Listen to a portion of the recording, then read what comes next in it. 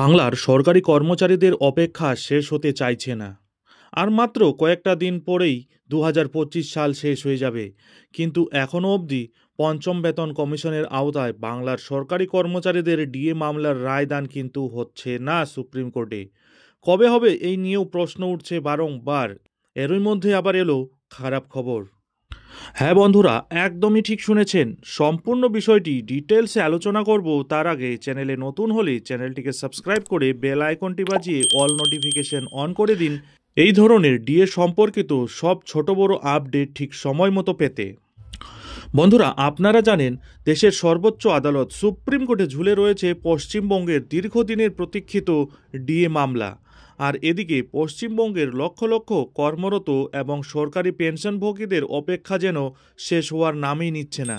এখনও অবধি পঞ্চম বেতন পে কমিশনের আওতায় বাংলার সরকারি কর্মচারীদের ডিএ মামলার রায়দান হয়নি।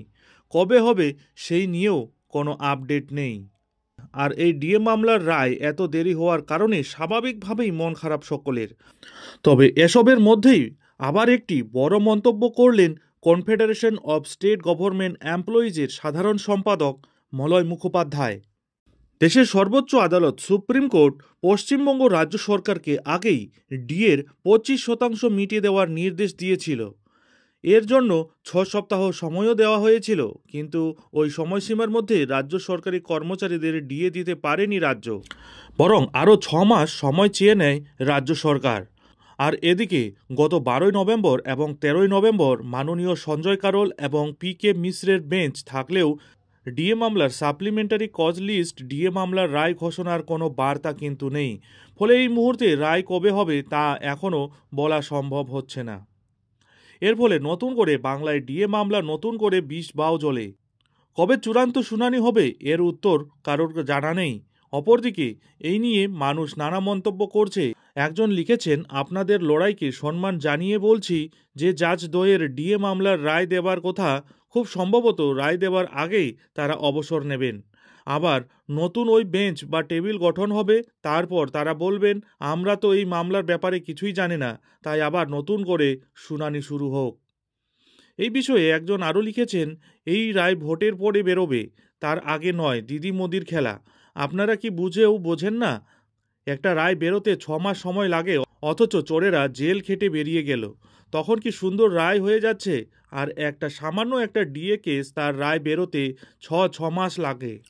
আর একজন লিখেছেন, কোর্টের আশায় না থেকে সকল কর্মচারী এবং অবসরপ্রাপ্তরা রাস্তায় নেমে লাঠি ধরে ডিএ আদায় করুন, ওটাই একমাত্র পথ হতে পারে।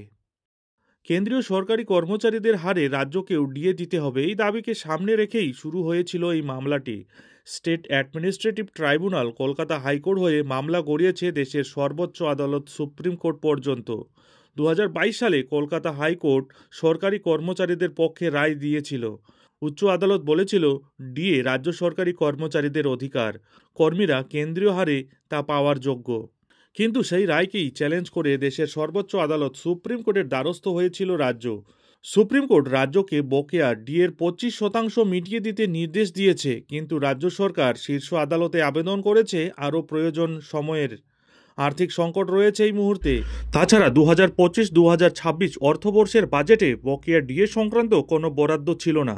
তারা সুপ্রিম কোর্টের অন্তর্বর্তী নির্দেশ পুনর্বিবেচনারও আর্জি জানিয়েছে। রাজ্যের যুক্তি ছিল মহার্ঘ ভাতা বাধ্যতামূলক নয়, ডিএ সরকারি কর্মচারীদের মৌলিক অধিকার নয়। তাছাড়া কেন্দ্র ও রাজ্যের আর্থিক পরিকাঠামো কিন্তু ভিন্ন। কেন্দ্র যে হারে ডিএ দেয় তার সঙ্গে রাজ্যের তুলনা করলে চলে না। আর অন্যদিকে মামলাকারীদের পক্ষের যুক্তি ছিল নির্দিষ্ট সময় মতো রাজ্য সরকারি কর্মচারীদের ডিএ দিতে হবে, খেয়াল খুশি মতো ডিএ দেওয়া যায় না। তাদের দাবি ছিল বেতন কমিশনের সুপারিশ মেনে নির্দিষ্ট সময় অন্তর ডিএ দিতেই হবে, প্রয়োজনে বকেয়া ডিএ কিস্তিতে দেওয়া হোক। বন্ধুরা, পশ্চিমবঙ্গের লক্ষ লক্ষ রাজ্য সরকারি কর্মচারী ও পেনশনারদের সঙ্গে যুক্ত এই দীর্ঘদিনের প্রতীক্ষিত ডিএ মামলাটির শুনানির পর এবার রায়দান বারংবার পিছনো নিয়ে আপনারা কি ভাবছেন? আদৌ কি ডিএ মামলার রায়দান হবে, নাকি শুনানির দিনের মতো রায়দানেও আবার তারিখ দেওয়া হবে? আপনাদের মূল্যবান মতামত অবশ্যই আমাদের কমেন্ট বক্সে কমেন্ট করে জানাতে ভুলবেন না। যাই হোক বন্ধুরা, এখন এখানেই শেষ করছি। এই ধরনের পরবর্তী লেটেস্ট আপডেটের জন্য অবশ্যই চ্যানেলে চোখ রাখুন।